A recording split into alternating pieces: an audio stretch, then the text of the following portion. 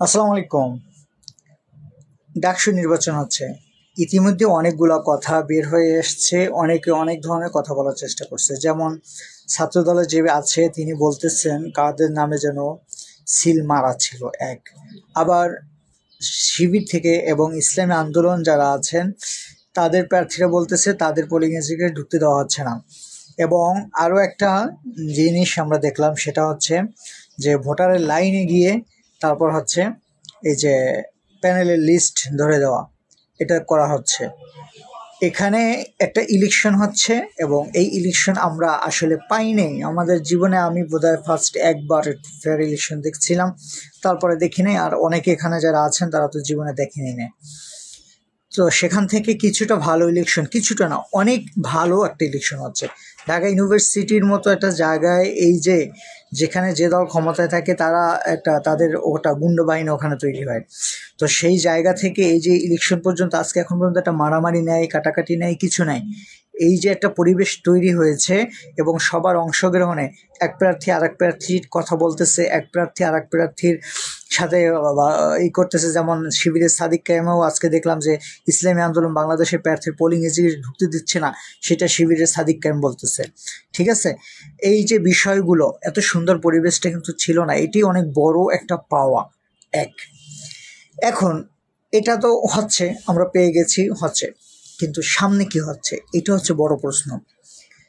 দেখেন, বাংলাদেশের ইতিহাসে এখন পর্যন্ত যতগুলো নেতা বলেন একটু মোটামুটি নামি টামি, তাদের অধিকাংশ হচ্ছে ঢাকা ভার্সিটি বা ডাকসু থেকে বের হওয়া। 90-এর গণ অভ্যুত্থানের পরে যারা আন্দোলনে ছিল তারা এক একটা রাজনৈতিক দলে বিভক্ত হয়ে গিয়েছিল।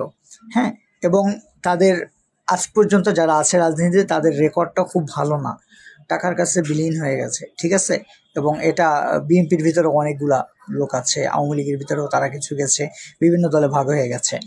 শুধুমাত্র 24-এর আন্দোলনের পরে যারা আন্দোলন করেছিল তাদের একটা আকাঙ্ক্ষার কারণে একটা দল তৈরি হয়েছে।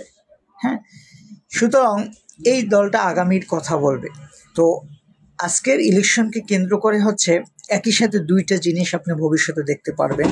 সেটা হচ্ছে মানুষের কথা বলা বা মানুষের জন্য কথা বলার একটা যোগ্য নেতৃত্বর একটা ধাপ তৈরি হবে। কারণ এই ছেলেপেলেরাই হচ্ছে আগামীর বাংলাদেশের নেতৃত্ব করবে।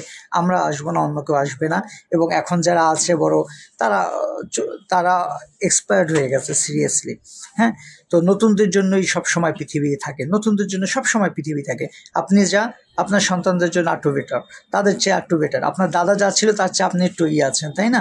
সুতরাং নতুনত্বর এই জিনিসটা হচ্ছে একটা ইউনিভার্সাল কনসেপ্ট, এটা পৃথিবীর সৃষ্টির সাথে এটা একটা কানেক্টেড। সুতরাং এই যারা এখন আজকে নেতৃত্ব আসবে তারাই আগামীর বাংলাদেশ দিবে। আগামীর বাংলাদেশ আপনি কেমন চান? অথবা অথবা আপনি তো ভোটার না, ঢাকা ইউনিভার্সিটির ছেলেপেলেরাই শুধু ভোটার, তারা কেমন বাংলাদেশ চায়? অথবা একই সাথে যদি অন্যভাবে দেখেন যে এত বড় বাংলাদেশের এত বিদ্যাপীঠে যারা লেখাপড়া করতেছে তারা আগামীর বাংলাদেশ নিয়ে কেমন ভাবছে না। ইস্যুটা হচ্ছে ও একজনকে পাড়া দিচ্ছে, আর একজন কেন এই জিনিসটার জন্য আসলো কথা বলতে, সামাজিক দায়বদ্ধতার জায়গা থেকে সে অপরাধ করছে, বুঝছেন? সুতরাং এখন কি হইলো, তিনজনকে কারা ধূলিসাৎ করতে চায়, কে করতে চায়, কার রাজনীতির স্বার্থে? আল মুসলিম আখুল মুসলিম, মুসলমান মুসলমানের ভাই। দল মত কোনো বিষয় নয়। একজন মুসলমান সে পৃথিবীর যেখানে থাকবে সে আমার ভাই। সে যদি অপরাধ করে সেই অপরাধ আলাদা, ঠিক আছে, এর বাইরে সে আমার ভাই, তাই না? এই কনসেপ্টকে বিভক্ত করে ইন্ডিয়ার কনসেপ্ট। কারা বাংলাদেশের কি হবে কি হচ্ছে আমার চেয়ে আপনারা সবাই অনেকে ভালো জানেন, কিন্তু আমার মতামত এটা। মূল বিষয় হচ্ছে মুসলমান মুসলমানের ভাই, এইভাবে আমাদের টিকে থাকতে হবে।